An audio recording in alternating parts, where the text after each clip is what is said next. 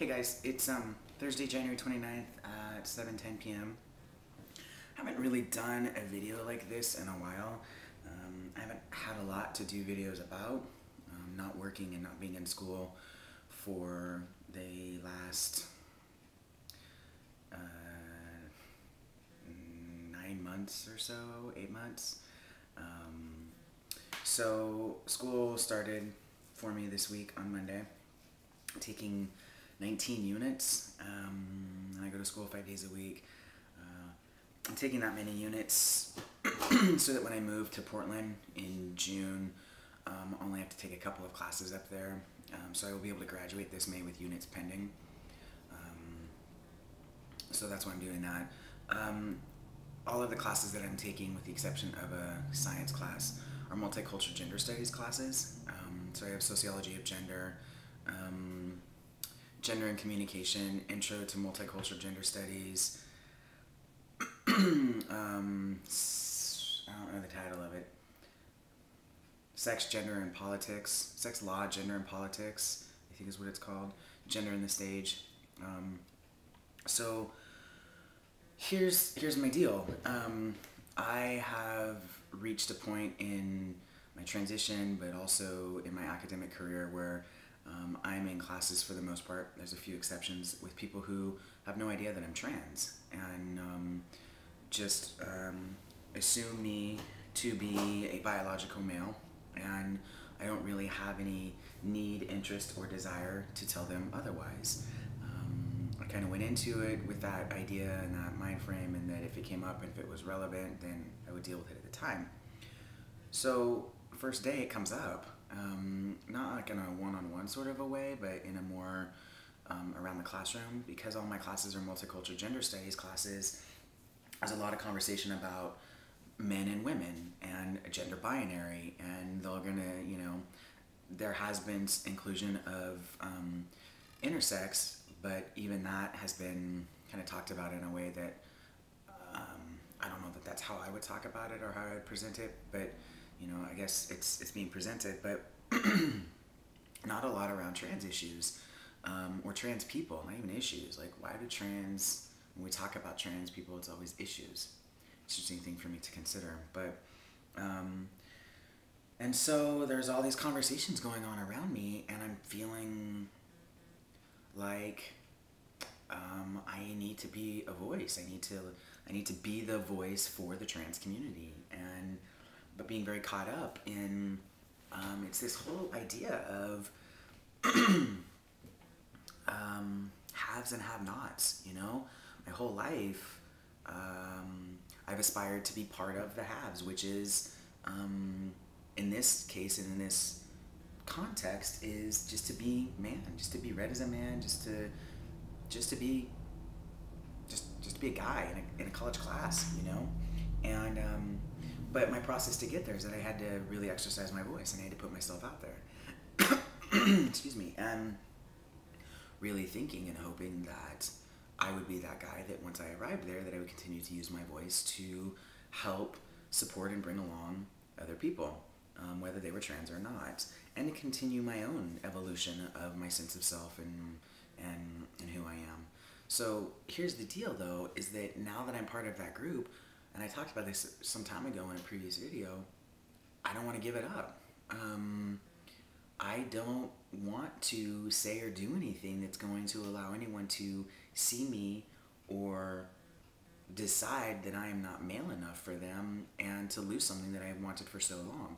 So I'm really torn. I'm having an internal conflict about it, and I've actually been feeling kind of anxious this week about this topic.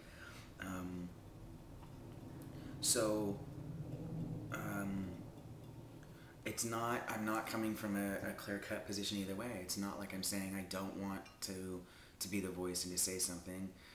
I do. I very much do want to be the voice and say something, and be the one that's like, wait a minute, gender's not on, binary, and what about trans men, and what about trans women, and what about gender fluid people, and what about gender queer people, and what about the whole notion that men are masculine and women are feminine? What about, I want to be the voice of all that stuff. I just want to be able to do it and maintain my status as a man within that class. It's a little uncomfortable to admit, but that's what it is. There was conversations and dialogues in a couple of my classes today about feminism, and the professor asked who was a feminist, and I was sitting in the front of my class, so I couldn't really see who was behind me, and I raised my hand, and then she said, she went through who's not a feminist and why and all that sort of stuff, and this woman put her hand up. This woman put her hand up and said that she doesn't believe that men can be feminists, because you can be, as a man, you can be supportive of feminism, you can support the cause, you can support women who are feminists, but you yourself could not be a feminist because you had never experienced the oppression that women experience. And so there's this whole conversation, and I was sitting there going, okay, so for the most part that's true. However, there's exceptions.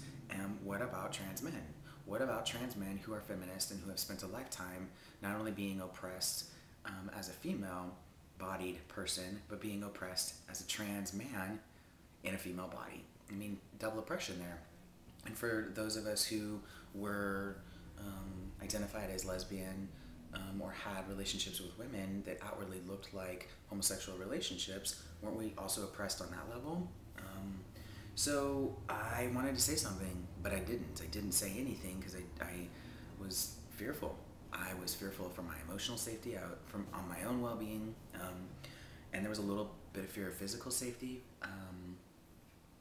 But the bigger picture, if I'm going to sit here and tell the truth to you all, is that I was sitting around a bunch of guys, and I was worried that they would see me as less of a man, and that if I found myself in the bathroom with them, I didn't want to be confronted, and I didn't want to feel uncomfortable. I've spent my whole life being uncomfortable, and to just now find a space where I'm semi-comfortable, I'm hesitant to give it up.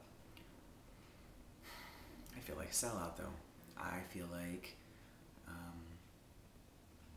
I got my piece of the pie, and I'm going to guard it and protect it, and to hell with everyone else who's trying to get a piece of theirs, and I don't want to be that person. So I'm really up against it. So in class today, I did raise my hand and say, there has to be exceptions. There has to be space for something other than only men, only women, and that there definitely has to be exceptions to the idea that all men cannot be, that no man can be a feminist because he's never walked in the shoes of a woman.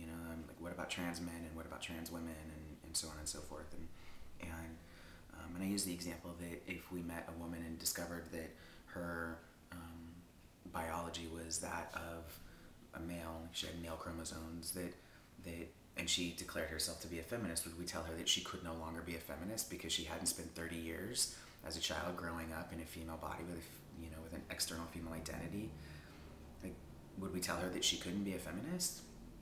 So I said that in class, and then I kind of got the sweats. I got a little nervous about it. So now that I'm back in school and my brain is working again, and I'm doing more than just sitting around reading and drinking coffee, I imagine there's going to be some more videos and some thoughtful stuff along these lines. As far as comments go, I guess this is a vlog that is more about like my kind of verbal process around this, and that this isn't about the right thing to do or the wrong thing to do. I think that we all have to get up every day and arrive at a place of deciding what is right and wrong for us individually based on that day and those circumstances and where we're coming from and all those sorts of things, and that we really are not in a place to tell someone else what is right or wrong for them. So I'm not looking for people to tell me what I should or should not be doing, what is right or what is wrong, or what my obligation is or is not. So I'm gonna put that in the video, and people will still probably leave comments telling me what the right thing to do is or not, and that's cool. I'm not gonna sweat it, but so I'm gonna end this video, and I'm gonna do another video that is more like trans related, like how many months on T in my chest and so forth. So see ya.